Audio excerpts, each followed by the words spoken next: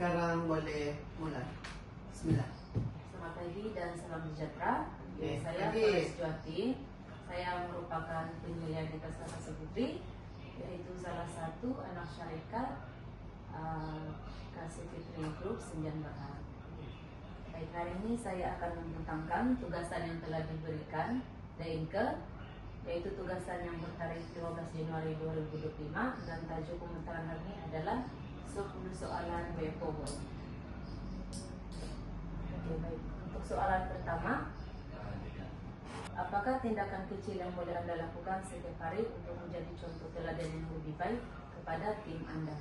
Oke, yang pertama, daripada segi ketetapan masa kita untuk waktu bekerja, maksudnya bila kita sudah diberikan ketetapan masa bila kita start untuk beroperasi, jadi kita perlu cepatkan masa pula, kita perlu bersedia lebih awal untuk bertugas, dan untuk di TASKA kita kena bersedia untuk menyambut kedatangan anak-anak di TASKA. Dan yang kedua, sama juga macam DNK lain, kita perlu keterampilan kemas supaya kita boleh menjadi contoh kepada staf di bawahan kita. Jadi bila dinampak kita bekerja dalam keadaan yang kemas, jadi derang pun macam boleh jadikan kita ini sebagai contoh derang, untuk derang pun boleh kelihatan kemas dan berkeyakinan bila berhadapan dengan ibu bapa anak-anak.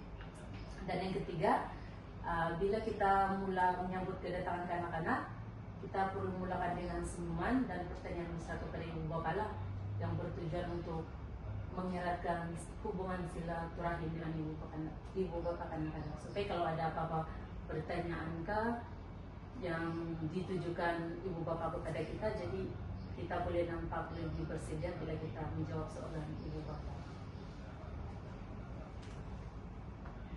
Dan soalan yang kedua, bagaimana Anda boleh meningkatkan kepercayaan tim terhadap Anda sebagai leader? Baik, yang pertama, kita perlu memberi ruang kepada ahli tim untuk mencoba dan belajar daripada kesilapan.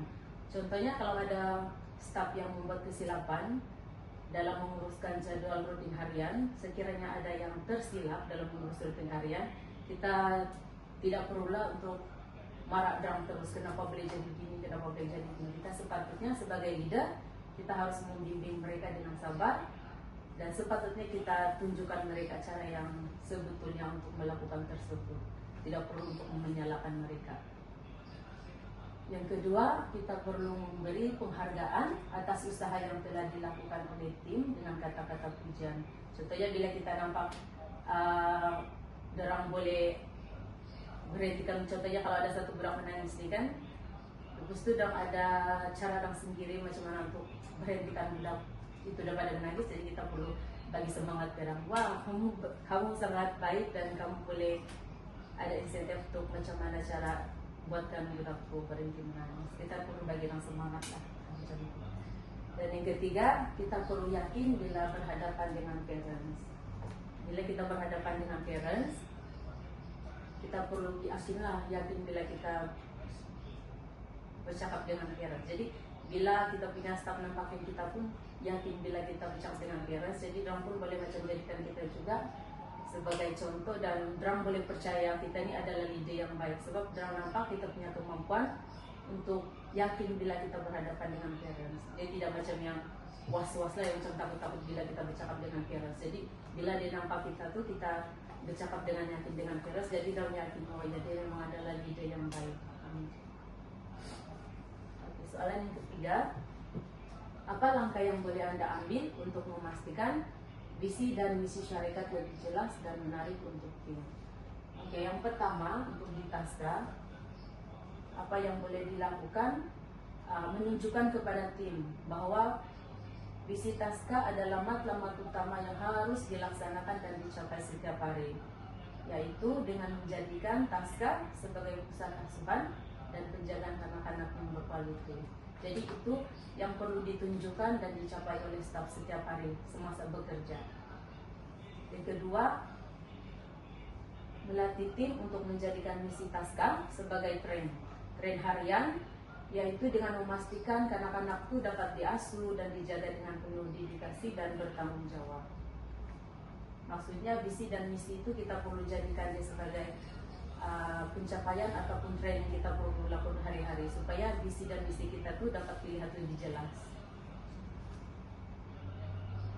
Baik, yang soalan keempat, bagaimana Anda boleh membantu tim melihat kepentingan tugas harian mereka dalam matlamat besar organisasi? Oke, yang pertama, kita perlu kongsi feedback yang menarik daripada ibu bapak bersama tim kita. Contohnya kita bagi feedback yang menarik lah. Contohnya dia berpuas hati dengan teacher yang bernama ini. Dia berpuas hati sebab dia boleh, kalau contohnya ibu bapak dia tanya macam mana progres dia hari ini, dia boleh jawab dengan keadaan yang meyakinkan, baik. Jadi bila dia dapat tahu yang parents bagi feedback macam itu dengan dia, jadi dia akan lebih rasa semangat lah, semangat, dan dia boleh menjalankan tugas dia dengan lebih baik. Kemudian kita boleh bawa staff untuk membuat analisis ataupun pemerhatian mengenai perkembangan kanak-kanak, perkembangan semasa kanak-kanak, yaitu hasil daripada setiap aktiviti ataupun didikan yang sudah dorang pernah buat. Maksudnya bila dorang sudah nampak analisis ataupun pemerhatian yang sudah boleh nampak, yang daripada mulanya dorang jaga macam ni sampai layar bertahap ni dorang sudah boleh menjadi lebih baik. Jadi itu juga boleh macam bantu kasih naik semangat dorang untuk menjadi staf yang lebih baik lah untuk mencapai matlamat dalam punya skop ataupun tugasan harian dorang. Baik, soalan yang kelima, bagaimana Anda boleh mencipta ruang yang selamat untuk tim berfungsi ide tanpa rasa takut? Oke, yang pertama, kita boleh menggunakan bahasa yang boleh menyokong ide daripada tim dan elakkan memberi kritikan yang negatif lah. Yang kedua, kita boleh memberi peluang kepada semua ahli tim untuk bercakap tanpa ada gangguan dengan menggunakan teknik brainstorming. Maksudnya kita perlu bagi peluang setiap ahli tim kita untuk menyuarakan pendapat mereka, menyumbangkan ide ataupun pendapat mereka masing-masing tanpa kita memberikan kritikan ataupun kata-kata yang boleh membuatkan mereka down. Soalan yang seterusnya, soalan yang ke-6, apa satu perkara yang boleh Anda lakukan minggu ini untuk menggalakkan tim mencabar status quo? Oke, pertama, mengubah jadwal bertugas secara fleksibel. Oke, maksudnya kalau yang kebiasaannya jadwal bertugas itu akan dilaksanakan mengikut tugasan yang sudah dibuatlah. Oke, jadi yang untuk ini jadwal bertugas itu boleh dilakukan secara fleksibel. Maksudnya mana-mana staf yang ada masa terluang, mereka boleh membantu untuk menyiapkan ataupun membuat tugas yang tidak dapat dijalankan oleh staf-staf lain atas sebab mungkin ada tugas yang tertentu. Dorang boleh bantu staf lain untuk handle tugas yang tidak dapat dijalankan. Untuk mereka yang ada kelapangan masa itulah. Sebab untuk kebaikan dia adalah untuk mengurangkan tekanan kerja dan menggalakkan kerjasama antara tim.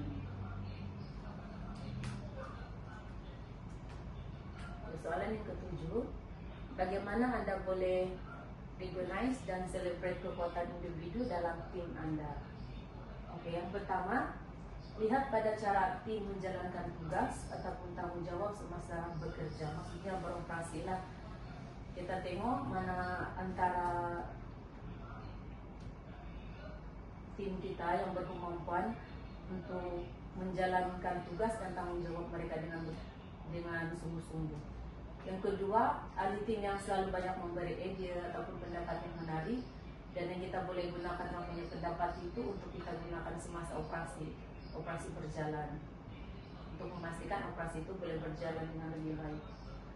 Dan yang ketiga, kita luangkan masa bersama tim kita untuk memberi pujian dan semangat khusus secara pribadi, dan ujung minggu mungkin kita boleh luangkan masa untuk spend time dengan dorang untuk membagi penghargaan atas usaha yang telah mereka berikan sepanjang pasca beroperasi. Soalan seterusnya, soalan yang ke-8, apa cara baru yang boleh Anda gunakan untuk menyokong perkembangan individu setiap ahli tim? Oke, yang pertama, kenali dulu apa matlamat dan aspirasi mereka yang membolehkan mereka untuk mencapainya. Kemudian kita boleh luangkan masa untuk berbual dengan mereka dan kongsi kejayaan yang telah pernah dicapai bersama mereka. Maksudnya bila kita sudah tahu apa matlamat dan aspirasi yang boleh membuatkan mereka untuk capai benda itu, kita boleh luangkan masa dan kita kongsi dan kita share benda itu dengan orang. Macam mana kita punya proses itu sehingga kita boleh capai kita punya kejayaan yang kita sudah pernah capai dalam tim. Dan yang kedua, boleh tawarkan latihan yang berkaitan dengan bidang pendidikan awal kanak-kanak. Contohnya, khusus komunikasi dengan anak-anak dan pengurusan emosi, karena pengurusan emosi semasa. Itu adalah antara langkah yang boleh dijalankan untuk menyokong individu untuk setiap hal itu. Soalan seterusnya, soalan ke-9. Bagaimana Anda boleh track progres Anda dalam menjadi seorang transformational leader yang lebih baik? Oke, pertama kita perlu cek diri kita sendiri sebagai leader. Kita kena tengok dan kita perlu lihat cara kepemimpinan kita sebagai seorang leader dalam kemampuan kita memberi halang tuju yang jelas dan inspirasi kepada tim kita. Adakah kita ini berjaya untuk membuka pandangan tim kita yang dorang boleh nampak halang tuju yang jelas dan kita inspirasi kita dalam kita bekerja. Kedua, kita mampu menjadi role model yang dipercayai dalam tim. Maksudnya kita boleh menunjukkan tingkah laku yang positif yang boleh diikuti oleh ahli tim. Dan yang ketiga, kita mampu memberi sokongan individu kepada setiap ahli tim dan mengambil berat tentang perkembangan mereka. Apa-apa pun, contohnya kalau ada apa-apa program yang kita boleh lakukan, kita harus sentiasa memberi sokongan kepada mereka lah untuk menjalankan program tersebut, dan kita juga perlu sentiasa ambil berat tentang perkembangan semasa mereka, apa yang mereka perlukan, apa masalah mungkin yang dorang ada dalam bekerja. Dan soalan yang terakhir, soalan yang ke-10, apakah satu perubahan besar yang saya mahu laksanakan untuk meningkatkan semangat dan prestasi tim dalam 3 bulan yang akan datang? Oke, untuk saya satu perubahan besar yang saya mau capai adalah tim Taska, tim saya, mereka akan mampu mengendali operasi Taska dengan tindakan ataupun usaha dengan sendirilah tanpa saya masuk campur dalam operasi ataupun tanpa saya bagi arahan. Maksudnya, dorang boleh melakukan rutin ataupun operasi itu sendiri dengan tanpa saya bagi arahan, supaya untuk membiasakan tim itu dorang boleh kawal operasi Taska dengan baik dan persediaan pula untuk dorang menjaga ataupun kawal operasi sekiranya ada cawangan Taska yang baru akan dibuka untuk membiasakan. Jadi dari saya itu sahaja. Saya ucapkan terima kasih atas